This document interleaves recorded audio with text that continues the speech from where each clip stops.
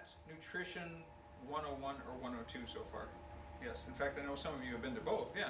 Okay, so this really builds on what we talked about in the past two nutrition classes. So if you didn't make it to those ones, we're going to repeat those cycles. So next month is August, and we're going to do Nutrition 101. So if you want to come to that, we get right back to basic nutrition, carbs, fats, proteins, you know, how they fit in, what to eat, you know, that type of thing. So it's really basic stuff.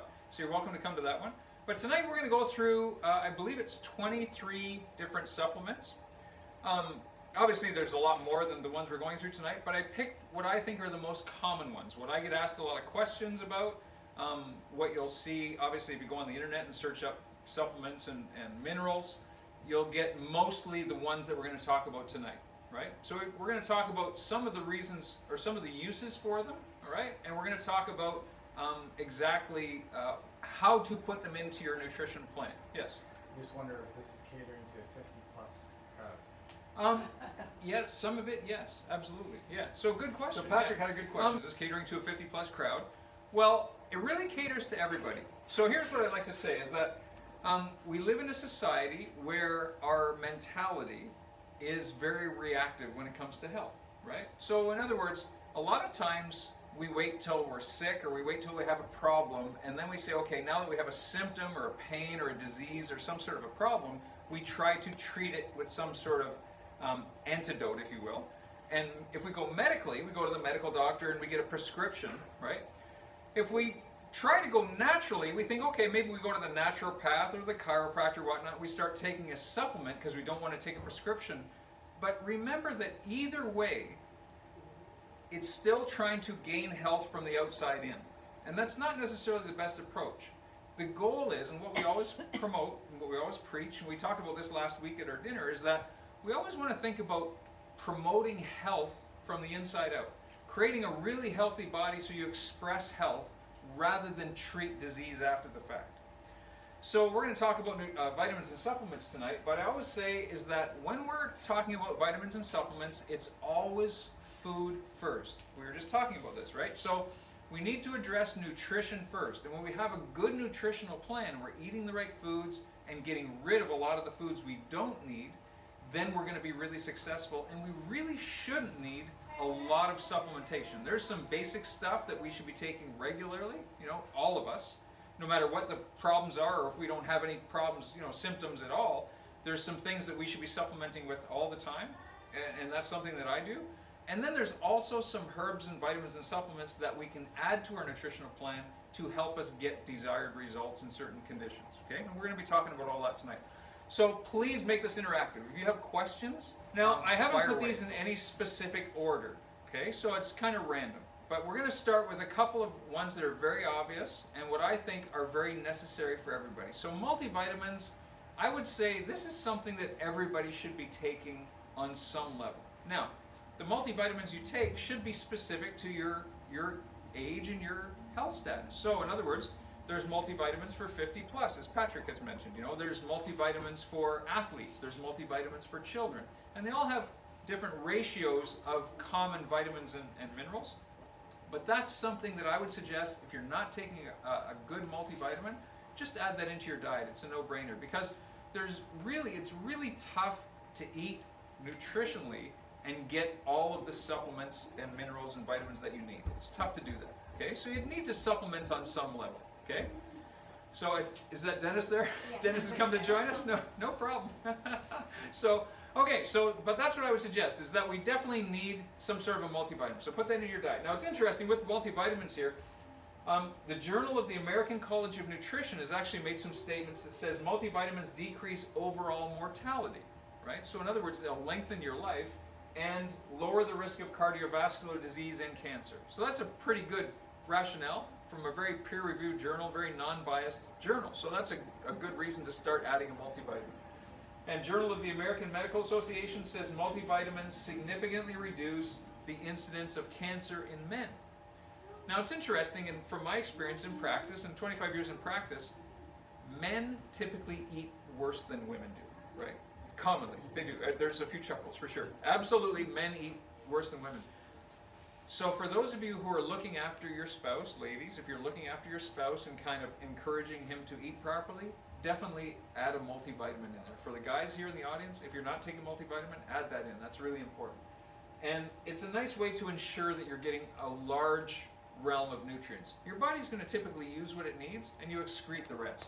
Good way to tell if you're getting enough vitamins is that your urine is very golden, right? If you have golden colored urine, that's a good sign, because that means some of the vitamins that your body's not using are coming out, filtering through your kidneys and coming out through your urine, right? But it's a sign that you're getting a good supply of vitamins, okay? General rule of thumb there. We always say we want to drive an expensive car. We also want to have expensive pee too. Okay, the other one. This is again a no-brainer. This is for everybody. It's rare that somebody would eat enough vegetables, right? A lot of us are, some of us are even vegetarians, but to eat a well-rounded amount of vegetables where you're getting good nutrients, that's tough. And also too, keep in mind, even if we are a vegetarian, we're very conscious about the vegetables we eat. A lot of times locally, we have vegetables that are grown in depleted soil. Soil is very depleted of minerals and nutrients. It's also important to eat a lot of vegetables that are organic, because some vegetables are obviously sprayed with pesticides and things like that. So you want to try to be as organic as possible when you're eating vegetables. Now, if that's not what you're doing, and I'm going to be honest with you, that's not what I'm doing. I don't eat a lot of vegetables. I really don't. I certainly, when I'm focused and I'm really conscious of my nutrition, I'm taking the time to plan and prepare. And I made a nice dinner tonight for everybody with some nice mashed cauliflower, and I add a little garlic to it. It was really good. It's like faux potatoes. Have you ever heard faux potatoes? So instead of mashed potatoes, we mashed cauliflower, put garlic in, and I put a little coconut oil in there. And it's really tasty. And some asparagus and broccoli and things like that. But I don't have time every day to do that. So every day I take greens powder and I add a scoop of greens to I have a greens drink in the morning. Sometimes it's in a protein shake, sometimes it's just greens in water, or greens in unsweetened almond milk. But definitely that's something to put into your nutrition, right? So if you're not taking greens, I would encourage you to try it. And there's all kinds of different... Okay, omega-3s, right? Omega-3s is obviously a good essential fatty acid. Now, there's and everybody's heard probably the omega-3, 6, and 9, right? So now, omega-6 and 9, they're pretty plentiful. You don't really have to work too hard to get omega-6 and 9, especially if we're eating our standard Canadian diet. They're found very plentifully in a lot of foods. Omega-3, you got to really work to get in. And that's found a lot of times in fish oil. So if you're eating salmon or fish, you typically are going to get some good omega-3s, nuts, green leafy vegetables, avocados, almond butter, things like that. You're getting some good healthy fats there, okay? If you're not eating a lot of good healthy fats, I would suggest supplementing with omega-3. Omega-3 has a lot of really good health benefits. And again, realize that you can use these or add these supplements and vitamins in medicinally, if you will, for lack of a better term, to treat specific conditions. So if you're having specific conditions like arthritic problems or achy joints and things like that, there's some good supplements that are really helpful for that, okay? And that's a great way to use them too. So this obviously benefits a lot of different things, but anybody with asthma, allergies, eczema, skin problems, omega-3 is great for aging, dementia, depression, so emotional disorders. We do a weaning process for people that have been on antidepressants for a long time to help them get off, and we've been really successful with that, because I would never suggest somebody go off antidepressants, especially antidepressants. Any medication, really, cold turkey, right? The only one that I would say cold turkey is cholesterol meds. You can go off cold turkey. In fact, it's only going to be good for you to get off that right away if you're taking cholesterol meds, and we'll talk about that tonight too.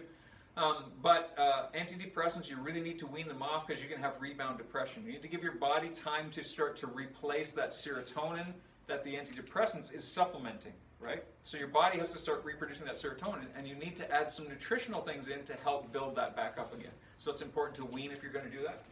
But we can definitely help you do that. So dementia, depression, and arthritis. So these are very good. Omega-3s are very good for those types of conditions.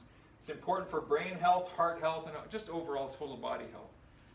Look for, when you look at omega-3s, the EPA and DHA levels. Those are the two active compounds in vitamin 3. So icosapentaenoic acid, docosahexaenoic acid, that's what those stand for. And they do different things, right? But the levels should be relatively close. If you're taking an omega-3 supplement, the levels should be relatively close, and usually around the 200 mark per serving. Right, somewhere around you might see 180 to 220, somewhere in there. And you'll see higher quality omega-3 has a little bit higher of those ingredients in it. Okay. All right. Coconut oil. Again, coconut oil, this is again something that if you don't use coconut oil to cook with, definitely get some coconut oil. It's really one of the oils. So my suggestion would be is if you're still using safflower or canola oil, vegetable oils, get rid of them. They're terrible. They're really not good for you at all.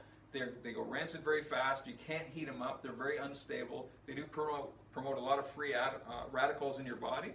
So that's certainly something to try to minimize or get right out of your diet. Switch to coconut oil, olive oil, grapeseed oil is pretty good. Even avocado oil is good, but just don't heat it up too much, okay? But coconut oil is great. You can cook with it, heat it up, fry in it. I made some asparagus tonight, cooked in, actually they were cooked in olive oil. I made those potatoes and put coconut oil in those. But coconut oil is great for all kinds of different things. You can put, it contains medium chain triglycerides, which has good health benefits there. Coconut oil will actually help you burn fat. Okay, so it's a fat, but it will help your body burn fat. Fatty acids tend to kill pathogens, so bacteria and viruses in your body, so it has a positive effect on your immune system. It reduces hunger. So when you're eating coconut oil, it does fill you up, so you're less hungry. You're less apt to go back for seconds and second helpings and things like that. Seizure reduction. So anybody that knows somebody who has epilepsy, it does help maintain some sort of control neurologically and helps with seizures. Okay. It raises good cholesterol, so the HDL, which is the good cholesterol, it helps to raise that up, which is a good thing. It protects skin, hair, promotes good dental health, so it really does help with your teeth. And the fatty acids can help promote good brain function as well. So again, this is a good thing to be putting in. Yes? It does need to be virgin, not refined. Yeah. So and that's something, obviously the higher quality coconut oil is going to be a little more pricey, but you're right. Virgin, same with olive oil, the extra virgin coconut oil, that's the best way to go. Yeah. Okay? Garlic. Here's another one. Okay? Now you can get garlic in capsules. You can use it naturally, you can get it in capsules, but garlic's got a lot of good healing properties to it as well. Garlic's like a natural antibiotic. It does help promote good immune system function because it does actually fight bacteria and viruses in your system, in your ecosystem. It reduces plaque in the arteries. So if you're having problems with high blood pressure or atherosclerosis, hardening of the arteries, plaque buildup, it does help reduce that. It lowers blood pressure, decreases the bad cholesterol and the oxidative cholesterol. That's really the bad cholesterol. It's not the cholesterol is actually a good thing. Remember, right? We talk about that often at our seminars. Cholesterol is a good thing. It's made in the body. You need it in your brain. Your brain's largely made of cholesterol. So lowering your cholesterol, so if anybody's taken Lipitor, Crestor, those types of meds, you got to get off them because they will lower brain cholesterol. I'm having a hard time speaking today. Holy smokes. Cholesterol.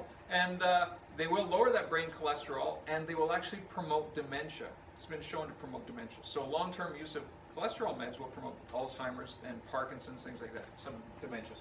Okay?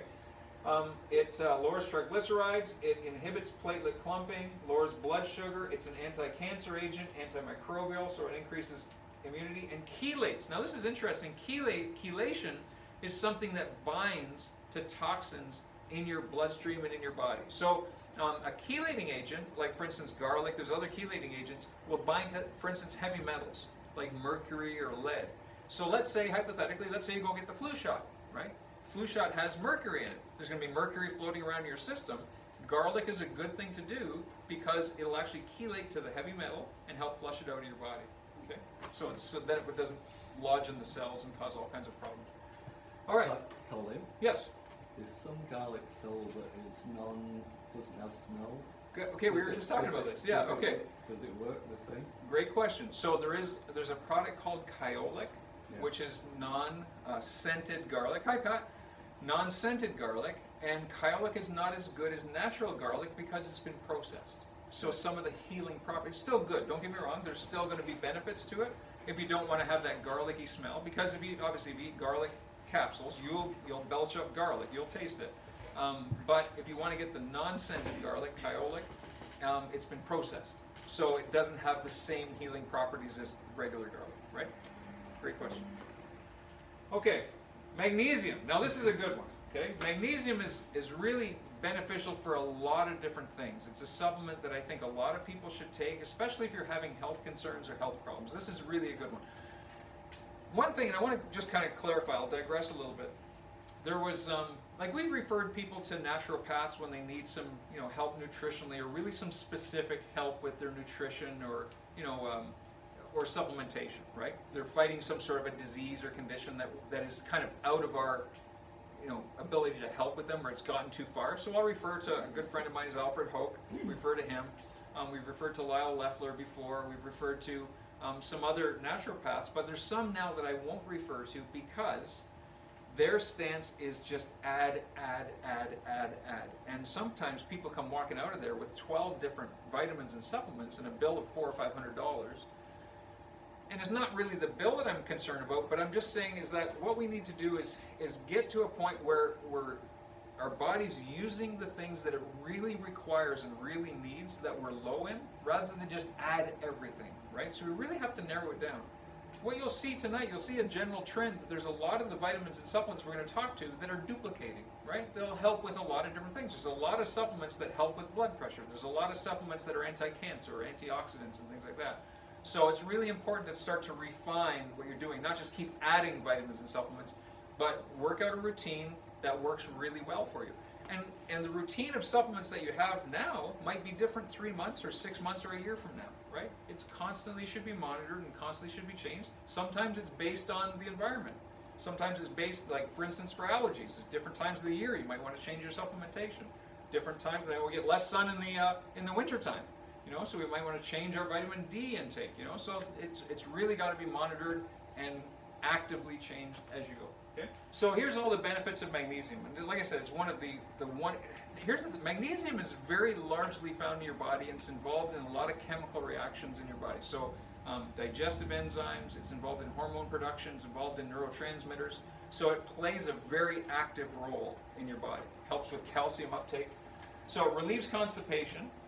It strengthens bones, it helps to treat migraine headaches, helps manage diabetes, it improves heart health, relieves premenstrual syndrome, relieves anxiety, helps treat psychiatric disorders and dysfunctions, prevents asthma, increases energy levels. So if you're feeling kind of lethargic through the day, magnesium is a good thing to put in. Helps produce collagen, so soft tissue rehabilitation. So if you've got a lot of achy joints or muscle soreness and whatnot, it helps repair that.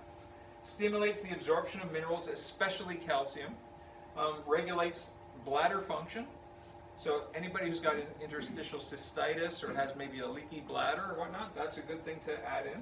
Prevents eclamptic attacks. So if you have menstrual issues like, for instance, dysmenorrhea or painful cycles, things like that, a lot of cramping, that's very helpful for that. And offers some anti-inflammatory benefits too. So like I said, achy joints, achy knees, achy ankles, shoulders, and things like that. That's a good one to be putting in, okay? Really helpful for a lot. Very good. Okay, so CoQ10. So here's another one. CoQ10, you probably all heard of CoQ10. Now, CoQ10, again, is another great supplement, especially, and really, really pay attention to this, anybody who's on cholesterol medication. It's common now for medical doctors or pharmacists to prescribe or insist that the person that's taking Lipitor, Crestor, all these statin drugs, also take CoQ10. So those medical doctors who don't suggest that, so if you're taking Lipitor or Crestor and your medical doctor didn't suggest that, they're really behind the times. So that's something to question, because here's the thing, is that CoQ10 is found in the body, but when you take cholesterol drugs like statins, it depletes it. Okay, it depletes it. It actually, your body can't use it. Okay, it blocks it. So what happens is when you lose CoQ10, your body has a hard time getting oxygen to the cells, all the cells, but specifically the muscle cells. So the muscles, when you take Lipitor or Crestor, you tend to get a lot of muscle aches, cramps, and so on. But that's the reason, because your muscles can't get the oxygen or can't process the oxygen out of the blood properly. CoQ10 helps that. It helps reoxygenate the cells and get the oxygen back there efficiently. So that's absolutely something to be taking. Now, you can take it, even if you're not taking Lipitor, you can take it, it'll help oxygenate your body, and your body becomes therefore more efficient, right? So it does, obviously we talked about decrease the effectiveness by statins or beta blockers. So anybody that's on blood pressure medication or cholesterol medication, it's worthwhile. Aids in the mitochondrial respiration, that's the organelle in the cell that involves the oxygen uptake. Decreased CoQ10 is a cause of muscle pain, cramping, and now what's the heart? It's a muscle, right? So it's actually been shown that Lipitor or Crestor are actually causing heart attacks because they deplete the oxygen, sends the heart into spasm, and it's called cardiospasm, and the person has a heart attack. So, and there's been a lot of studies done on that, but they haven't decreased the amount of Lipitor or Crestor that's being prescribed. So it's really, really important to be taking that supplement also. And it can also be helpful for athletic recovery. So any athletes, you're doing a lot of training, definitely worthwhile. Yes. Okay, so probiotics. Here we are, probiotics. So probiotics are the supplements that help restore natural flora or bacteria in the gut. Okay. So our bacteria in the gut gets altered by many different things. It can get altered by stress, it can get altered by medications, it can get altered by bad diet. So probiotics help us. So especially if we're having digestive issues, probiotics are a good way to go. Now, so here's the thing. So probiotics will help to balance the friendly bacteria in your gut, in your digestive system. They will reduce reflux. So anybody that's having reflux and you're taking medication for it, my suggestion would be try probiotics instead. That's a nice alternative. Okay. In fact, probably a better. I don't want to say it's an alternative. It's probably the first way to go as opposed to the medication. Probiotics can help irritable bowel syndrome, IBS, and diarrhea. Probiotic supplements will improve some mental health conditions. Okay. Certain probiotic strains can help keep your heart healthy. Probiotics may reduce the severity of certain allergies and eczema because they're also very gut related to the balance of bacteria there. Probiotics can also help vaginal and urinary systems, especially people who have yeast infections, males or females. I mean, that can happen in either way. Probiotics may help boost your immune system, and also they may help you lose weight and belly fat because your digestion starts to get better. Okay, so that's again a good supplement, especially if you're having trouble losing weight, or you're having any type of digestive, you're not regular. You know, these are good things to add in. Vitamin D. Okay, we haven't talked about vitamin D yet. Okay, so here we are, vitamin D3. Again, we're going through, at the beginning part of the stage, we're going through a lot of these common vitamins and supplements, but these are the most important ones. We always start with the most important first. Vitamin D3 is probably the most important of all the vitamins. That's what I'm going to say, is because it really does have a big effect on a lot of different compounds in your body, a lot of different chemical reactions, hormone production, immune system. It's really important. So here's the thing. So think about this. Vitamin D3, typically our body synthesizes vitamin D3 how? In the sun, in the sunshine, right? So it's really important that we spend some time in the sun. Obviously not to the point where we're getting sunburned, but regular short periods of time in the sun. 15 to 20 minutes in the sunshine, you will convert approximately 15 to 20,000 IUs of vitamin D, right? 15 to 20 minutes. So keep in mind now, Health Canada says that the regular daily suggested intake of vitamin D is 400 IUs. And then they allow people to buy in Canada up to 1,000 IUs. The United States is up to 5,000 IUs. So the Health Canada guidelines are really kind of behind the times. Okay, so my suggestion is that everybody should be taking vitamin D3. Now you're going to get it in multivitamins, usually 400 or 1,000, depending on the multivitamin you're taking. It's in the powdered greens, so remember you're going to get some there if you're taking powdered greens. And then if you choose to supplement again with vitamin D3, it's easily, especially in the winter months, easily 5,000 IUs. Okay, easily 5,000 IUs. Now, even in the summer months, if you're not outside a lot, it's still worth taking at least half that, 2,500 to 3,000, 5,000, depending on what you're trying to accomplish in your body. But I would say absolutely that's something to be taking on a regular basis. Okay, because the reason vitamin D3 does have a big effect on the immune system, it does reduce depression. We call it the sunshine vitamin. So anybody that's having any type of mental aberrations, bipolar disorders, depressive states, sadness, vitamin D is definitely an important thing to get in there. It does boost weight loss, and it does fight all these different conditions like heart disease, multiple sclerosis, because it has an effect on the nervous system, insomnia, so if you're having any sleeping issues, dementia, Parkinson's, the flu, and cancer. Okay? There's actually videos on YouTube that you can look up that show vitamin D actually fighting, destroying cancer cells. So it's a really important treatment for those people who are suffering or have been diagnosed. Okay? But it's a good preventative treatment as well. Yes, Nora? So can you overuse it when you use the pills And with other greens, Okay. can you overdo it? That's a great question. So there's a lot of controversy there, right? Or I shouldn't say there's a lot. There's some controversy there.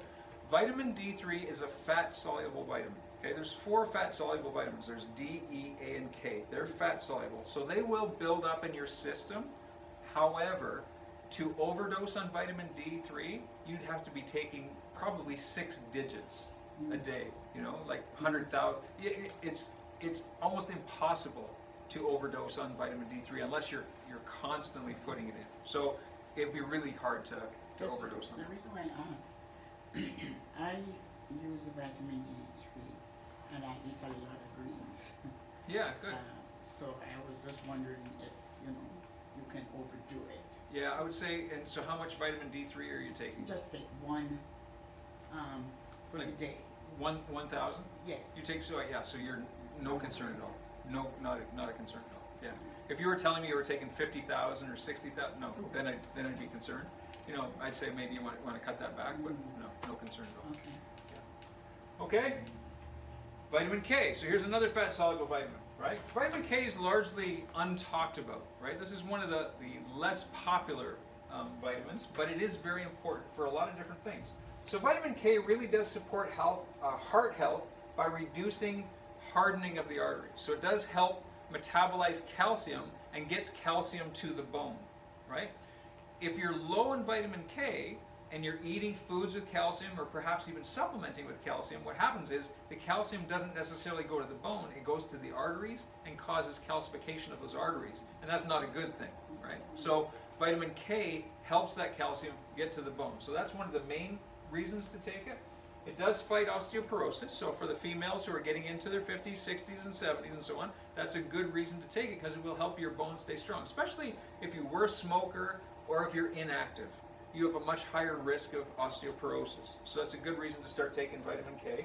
Helps with menstrual pain and cramping, right, and bleeding with menstruation. So if you're having any issues there, good reason to take vitamin K, PMS symptoms.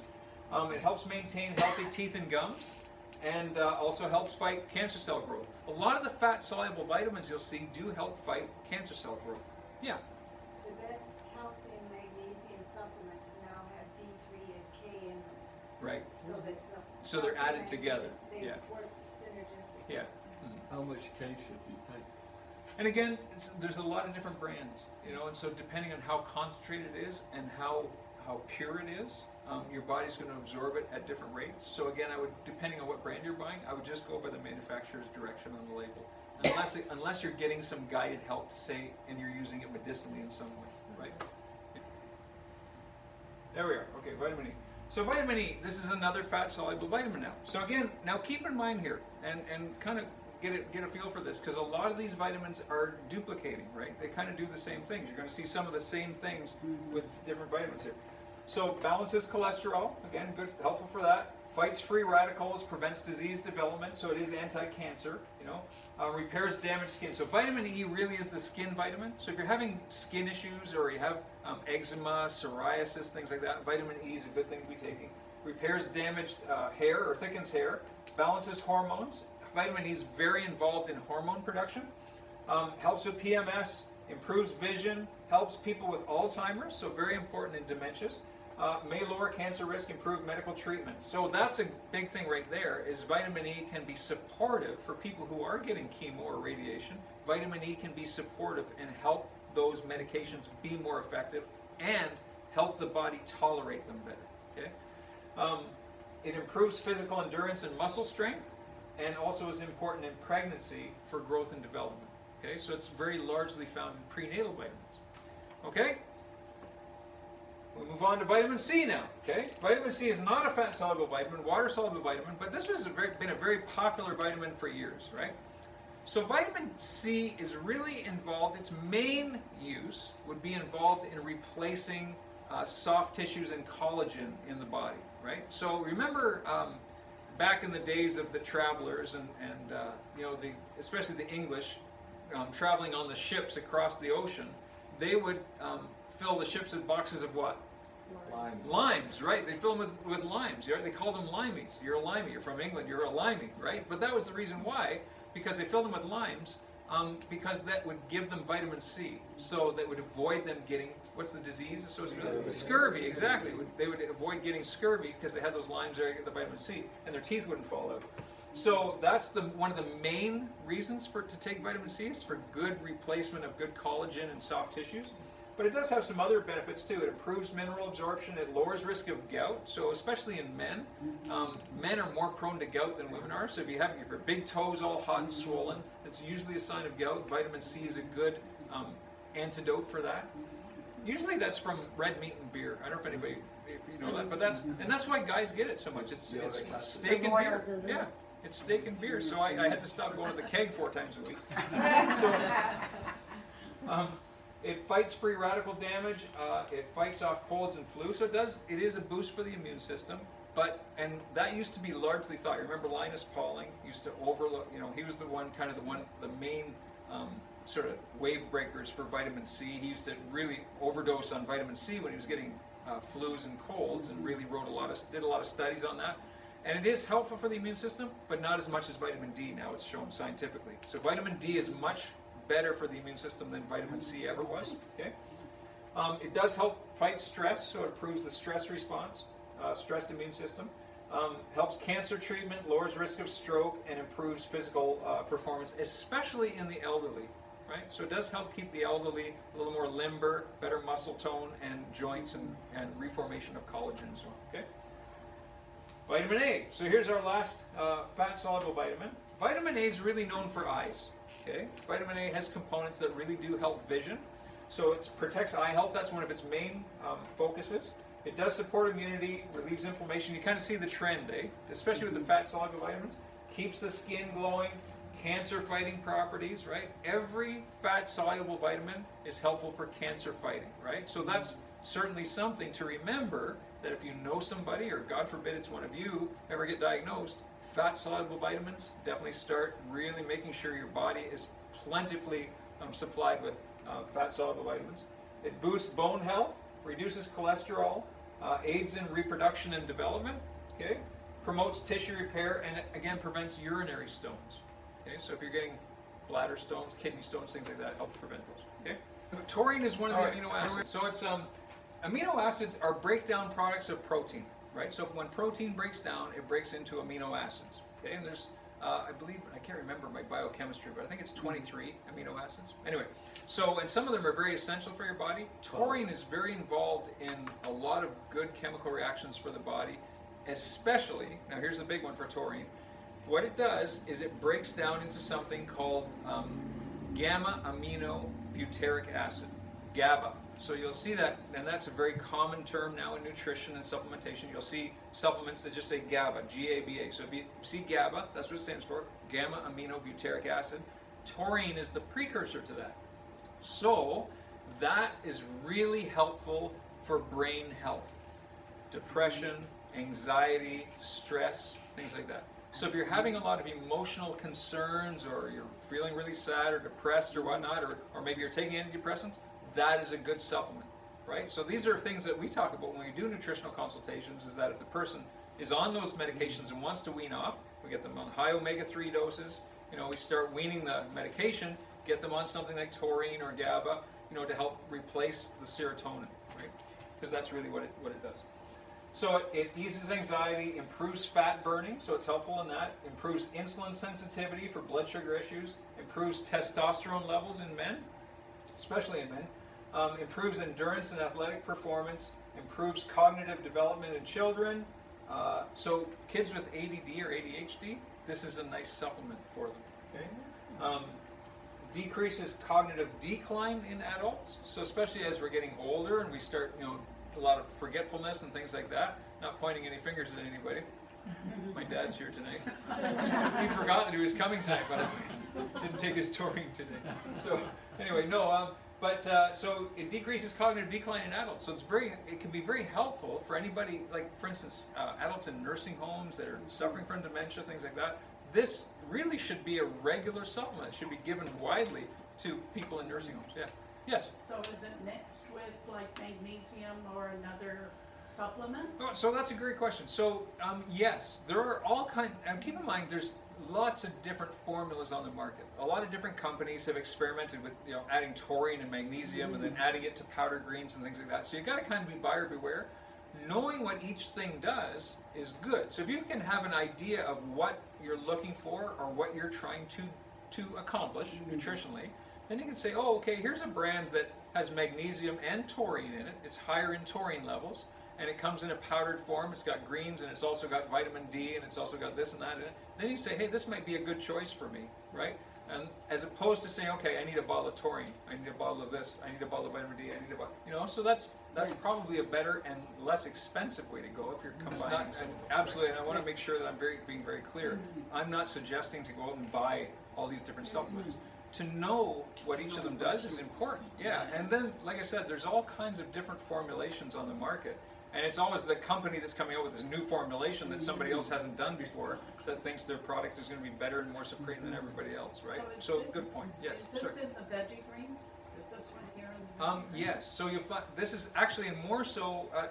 There might be some in veggie greens, but in whey. So like whey protein breaks down into amino acids, and taurine is very. And you'll see, like for instance, you'll see marketing. So here's one of the things: sport drinks. Right, so a lot of sport drinks, like for instance the Powerade or some of these Monster energy drinks, you'll see right on the label, added taurine, right? And that's the reason.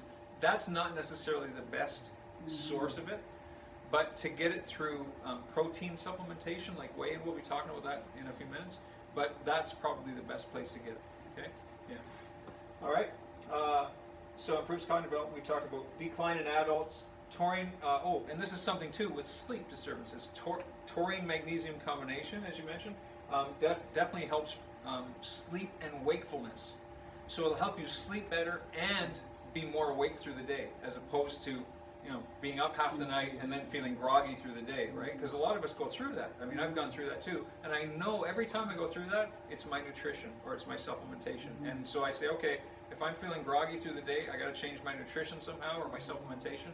And most times it works. Okay? So if that's something that you're suffering from, or you know somebody who's suffering from that, that's an absolute good reason to have a nutritional consultation, or to just start changing your supplements. Right? Okay, good stuff.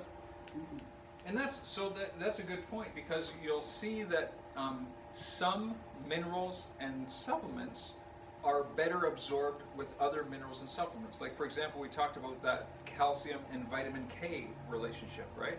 So somebody who's taking just a plain calcium supplement, you may end up it may be causing harm to your body if you're not getting enough vitamin K, because you're actually putting calcium in, it robs calcium from the bones, hardens the arteries, and so that's where you need vitamin K to get that calcium to get to the bone and have it absorbed by the bone. So that's a good point. So again, the more knowledge is power here.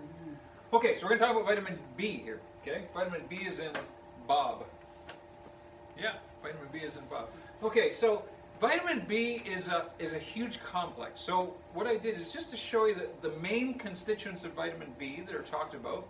I broke it down here, but we're not going to talk about every single one because they all have different things that they do. But then we're going to talk about a vitamin B complex. That's really the most common one. Vitamin B is a water-soluble vitamin, so you can put excess of that into your body, right? It can be very helpful, and you'll use what you need, and you'll excrete the rest, right? It'll end up in the toilet. So, but it is a very helpful vitamin for a lot of different conditions. So we have B1 thiamine, B2 riboflavin, B3 niacin. You remember that from remember the cereal commercials? It's got, Ralph, what's a riboflavin? You remember that? What's a riboflavin? Anyway, so B5 is pantothenic acid, B6 pyridoxine, B7 biotin, B9 is folic acid, really important in pregnancy for development of the nervous system. And here, so that's an interesting thing to remember. So B9, neurologically, so for a lot of people that are having numbness and tingling, right? Neurological disorders, burning in the feet and toes, numbness and tingling in the fingers. B9 is heavy in maternal vitamins because moms need it for the baby when the nervous system is developing, especially in those first month to 2 months of pregnancy. Very, very important. So that's the first thing when somebody finds out they're pregnant. Make sure they're taking maternal vitamins because it's high in folic acid, high in B9. It helps that baby develop a properly functioning nervous system. And B12 is cobalamin. Okay. So now we'll talk about B complex. So B complex, really is good for a lot of different things. Each of those constituents has their important things that they do in the body, but just generally, hormone and energy production, very, very important. That really does help a lot of other minerals and supplements start to be absorbed better, and it helps the body just function better chemically. It regulates metabolism, so it does help with fatigue. So if you're having chronic fatigue syndrome or symptoms, definitely a good thing to add in. Nerve function, as we talked about, depression and anxiety, skin disorders, hair and nails, sleep regulation, and memory. Vitamin B complex is very good for memory. It's also very good for stress. You'll see stress complex vitamins are high in vitamin B complex. Okay? All right? Very good. Okay. Hawthorn, right? This is not a real common one, but it's another one that, again, can be very important, especially for anybody who's having heart issues or cardiovascular issues. Okay? So it does help with major heart concerns. So if you're having high blood pressure issues, or you've had a heart attack, you're having arrhythmias, these types of things, hawthorn is very good. Helps with blood pressure, angina, chest pain. Hawthorn is very, very good for that. Opens up coronary arteries. Does help with high cholesterol, and just an overall anti-inflammatory, right? So again, it's a nice supplement to add in, especially if you've had any heart issues. Okay, not a real common one. This is one that has been very high in the media. You've probably all heard of turmeric and curcumin lately. It's really been very useful, especially in the last few years, found to be very useful for a lot of different things. Very, very helpful. It was really a staple in Eastern world diets. Okay, so Asia, India, very high there. And of course, they're some of the healthiest people on the planet. They live a long time. There's a very low obesity rate. They have minimal incidence of cancer and heart disease over there. And a lot of it's been attributed to their diet, right, in those parts of the world. So curcumin and turmeric is very important. Now, to really clarify here, turmeric is the spice or the herb. Curcumin is the active ingredient in turmeric. Okay, so curcumin is in turmeric. They're not two separate things. Okay, but turmeric is the thing that makes curry yellow. Right. So if you've had curry powder, it's the turmeric that makes it yellow. Curcumin is the active ingredient in the turmeric, as we mentioned. It's a powerful, very powerful antioxidant. Okay, so it's very helpful at cleaning up your body, getting rid of free radicals. It's very much of an anti-inflammatory. So if you're having a lot of inflammation, achy joints, a lot of pain, that's a great thing to add in. Boosts brain hormone, BDNF, and that creates neuron growth. And I looked up BDNF, neurotropic factor, brain-derived neurotropic factor. Yeah, I remembered it. I was thinking, I got to remember that. Brain-derived neurotropic factor, and that creates neuron growth. So again, let's say somebody's been suffering from memory loss, dementia issues, things like that, on the verge of Alzheimer's. Good, absolutely good thing to start adding into their plan.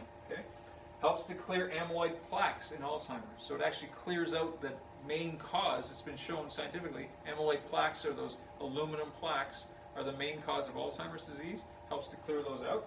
It improves endothelial cells, which are the cells on the inside of the arteries in heart disease. Has been shown to limit cancer cell growth. It's been shown to be more effective than arthritis medication. So that's huge. So people that are having achy joints, shoulders, knees, and things like that, this is a good one to add in. Okay, it can be used in that medicinal sense to help treat those conditions. And it also has been shown to be effective as Prozac, which is a very powerful antidepressant to treat depressive disorders. Okay, so really worthwhile herb and supplement. Yes. Chlorella and spirulina. Okay, now again, these are perhaps not as common as the other ones, but again, very popular and used very widely. Okay. So these are good detoxifiers. Gloria and I were talking yesterday about milk thistle, right? Milk thistle is good for the liver detoxification. Chlorella and spirulina are good detoxifiers as well. So it detoxifies heavy metals. So if you're worried about mercury, like for instance, if you've had mercury amalgams or you've had your amalgams removed, those silver fillings in your teeth, good thing to add in, chlorella and spirulina. It detoxifies radiation and chemotherapy because they're very, very damaging on the body. So if somebody's having those, going through cancer treatment medically, chlorella, spirulina would be a good thing to add during that time specifically. supports immune function, promotes weight loss, enhances a youthful look, keeps the body vibrant, keeps the body looking youthful, especially the skin. It's an anti-cancer, and it does lower blood sugar and cholesterol. Again, so it's good for a lot of different things. Okay. Iron supplements. All right. So iron supplements, and so here's my opinion on iron supplements. I would say iron supplements are very helpful when needed. Iron is very readily available in most foods. So if you're eating a good nutritional diet, you're eating a lot of good supplements, like for a lot of greens, a lot of leafy vegetables, you're eating good protein sources, whey, things like that, you're gonna get a lot of iron, right? You shouldn't be an issue. But here's the thing, if you're having conditions, then iron supplementation can be very helpful. So for instance, fatigue, weakness, dizziness, and difficulty concentrating, they're the main things that iron can be very helpful with. So if you have a brain fog, or people that have vertigo, we've seen a lot of vertigo this year. Iron supplements are a good thing to add in. Pregnancy, menstruation, where you're losing blood, obviously, good thing to add in. Dialysis, if anybody's on dialysis. And if you're a very hard exerciser, for instance, if you exercise regularly, iron supplement's a good thing to put in. Okay? Kids with ADHD, great supplement to add for ADHD or ADD. Okay? Long-term use of antibiotics. If you've had a lot of antibiotics, or especially children, a lot of antibiotic use, good thing to add in. Heart and cholesterol meds also deplete iron.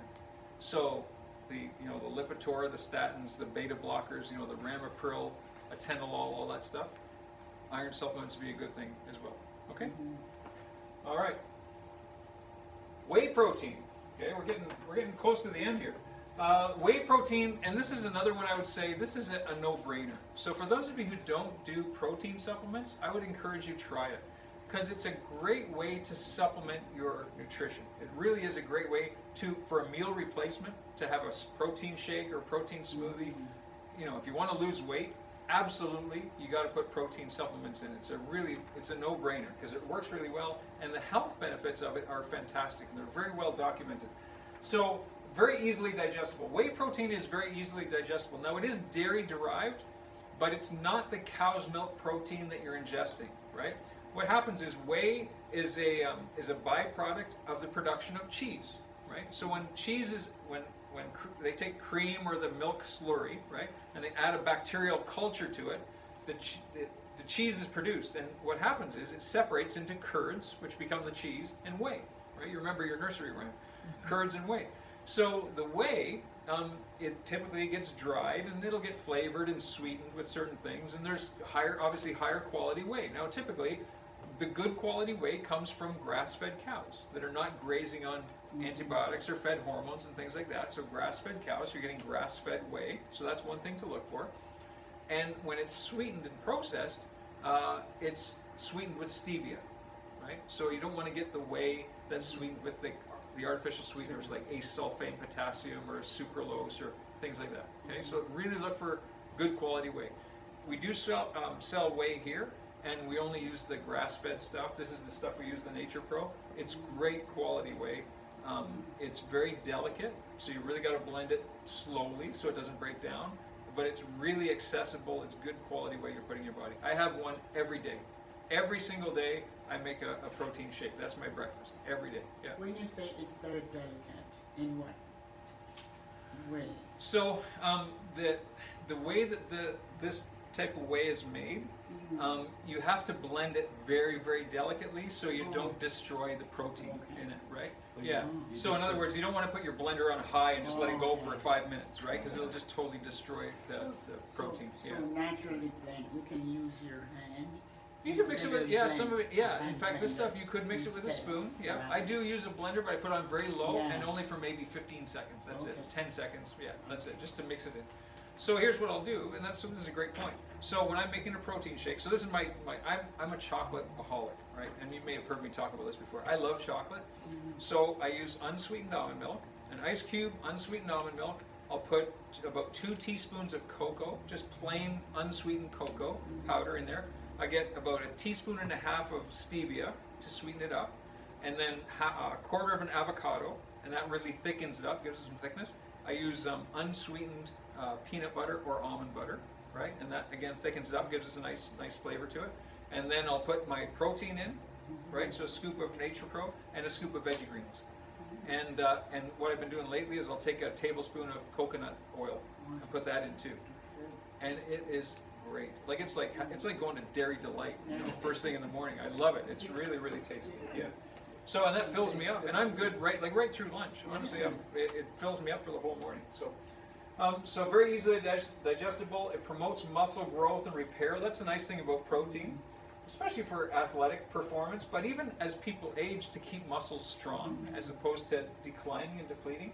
It does lower blood pressure, helps to reverse diabetes, so it helps restore proper blood sugar levels, especially the type 2 diabetes, because typically type 2 diabetes is nutritionally induced, right? So if you're a type 2 diabetic, it's probably because your body's been bombarded with sugar all your life, your pancreas is breaking down, and now you have diabetes, but that can be reversible with proper nutrition, right? And this is a good way to start.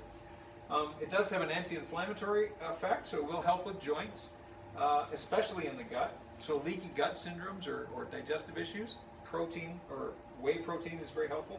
It helps with glutathione, and glutathione is one of the main constituents now in the stress response. It gets really depleted with stress, with overactivity, and glutathione is one of the main antioxidants in your body. So it really does help with the inflammatory response. So that's a good thing to obviously get back in. And it does help you lose weight. So glucosamine and chondroitin. Now these are good ones too.